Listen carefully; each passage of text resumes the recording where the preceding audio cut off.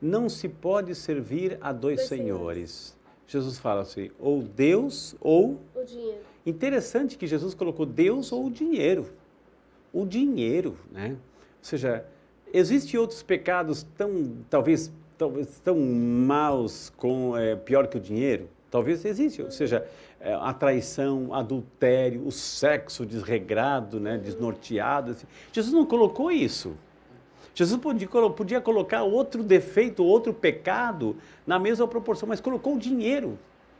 Por quê, gente? Por que Jesus colocou o dinheiro? É interessante a gente pensar, Deus, não se pode servir a Deus e ao dinheiro, né? Não se pode servir a Deus e ao dinheiro, né? Por que Jesus colocou o dinheiro? Porque ele sabe, minha gente, o dinheiro corrompe. O dinheiro parece que assim que ele fala no ouvido, que ele começa a falar no ouvido, ele te leva a pessoa a corromper, a se vender, ou seja, como uma origem de todos os outros pecados, assim, que parte a partir dessa cobiça do dinheiro, ou seja, quem tem quer mais, quem não tem quer roubar do outro, ou seja, essa ganância, então, ele sabe que é ali que mora também um dinheiro não usado de uma forma correta, está a serviço do demônio.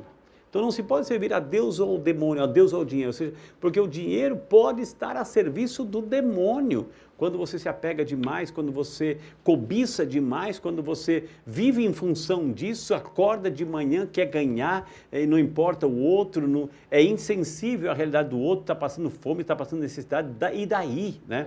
Eu quero o meu, eu quero acumular, eu quero guardar, eu quero ter, entendeu? Então Jesus sabe, colocou ali, ó, não se pode servir ao Deus, porque o dinheiro é aquela voz do capeta, digamos assim, a voz do inimigo que fica ali atormentando e corrompendo a tua alma, né? Então, por isso que Deus colocou o dinheiro como uma forma ali de dizer, cuidado, né? Cuidado com isso, porque é a raiz de tudo, né? O que corrompe o ser humano é esse apego demasiado, porque a pessoa vive em função disso e cega, né? E fica cega em relação à dor do outro, à necessidade do outro, porque só quer para si. Interessante isso, né? E é bonito da gente ver esses 2 dias, né?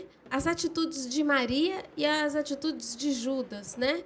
Tão contrárias umas das outras, porque Maria, ela deu tudo de melhor que ela tinha pelo A irmã de Cristo, Lázaro, a irmã né? de Lázaro. Tá. Ela gastou o perfume mais caro que ela tinha para agradar a Jesus, porque ela viu em Jesus o valor que ele tinha, de fato.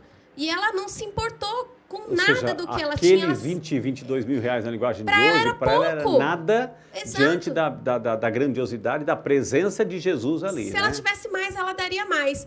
E Judas tinha, ele como apóstolo de Jesus ali, seguidor, aluno desse mestre maravilhoso, né? Que podia dar muito mais que Maria. Exato, né? Jesus, na hora de chamar os discípulos, também falava, abandone a tudo e me siga. E Judas nunca abandonou o ofício dele, né? Exatamente. Aí eu volto àquela pergunta que eu fiz. Assim, o que levou Judas a trair? Decepção. Decepção. Ou seja, ele criou uma expectativa. E aí que está, gente, as expectativas que a gente faz... As expectativas que a gente tem em relação às pessoas. Cuidado com as expectativas, com as falsas expectativas que a gente vai criando na vida.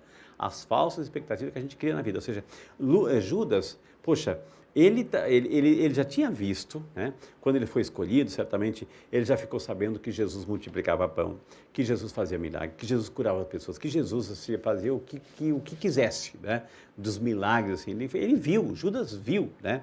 Então, puxa, ele estava do lado dele, eu sou amigo dele, mas de repente, assim, quando Judas, pela origem dos iscariotes que ele tinha, né, dos sicários, assim, dos guerrilheiros, enfim, ele esperava que Jesus, em certo momento, pudesse reagir à luta armada, enfrentar os romanos, para que ele e o seu grupinho entrassem no poder, e ele, como ladrão que era, né, que nunca abandonou o ofício, né, estava lá no interior, enfim, e ele não abandonou isso, então ele se decepcionou.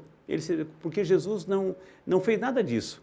Jesus não enfrentou os romanos, Jesus não mandou a legiões celestiais enfrentar os romanos, trocar de poder, fazer com que os judeus assumissem o poder naquele momento. Então ele começou vendo as atitudes de Jesus, assim, com os pobres, com os doentes, paralíticos e leprosos, enfim.